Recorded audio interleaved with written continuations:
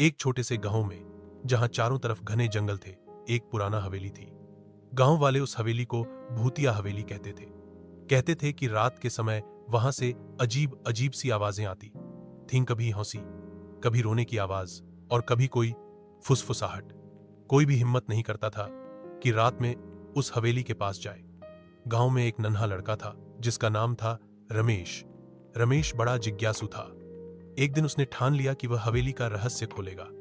अपने दो दोस्तों श्याम और मीना को साथ लिया और सूरज ढलने से पहले हवेली की ओर चल पड़ा। हवेली के अंदर घुसते ही ठंडी हवा का झोंका आया और पुराने लकड़ी के फर्श से चरमराहट की आवाज आई। तीनों डर तो रहे थे, लेकिन रमेश ने हिम्मत दिखाई और आगे बढ़ा।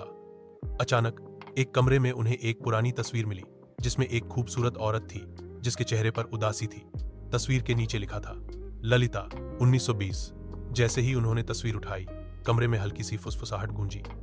मीना डर के मारे चिल्लाई, लेकिन रमेश ने कहा, रुको, शायद कोई हमें कुछ बताना चाहता है। तभी एक धुंधली सी आकृति उनके सामने प्रकट हुई।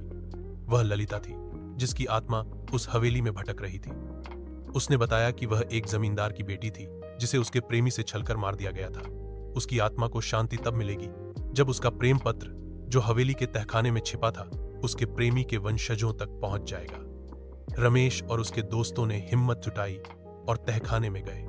वहां एक पुरानी संदूक में वह पत्र मिला।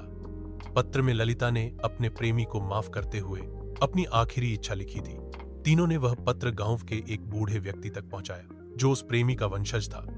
बूढ़े ने पत्र पढ़ा और आंसुओं के साथ ललिता को माफी मांगी। उस रात के बाद हवेली से कोई आवाज नहीं आई।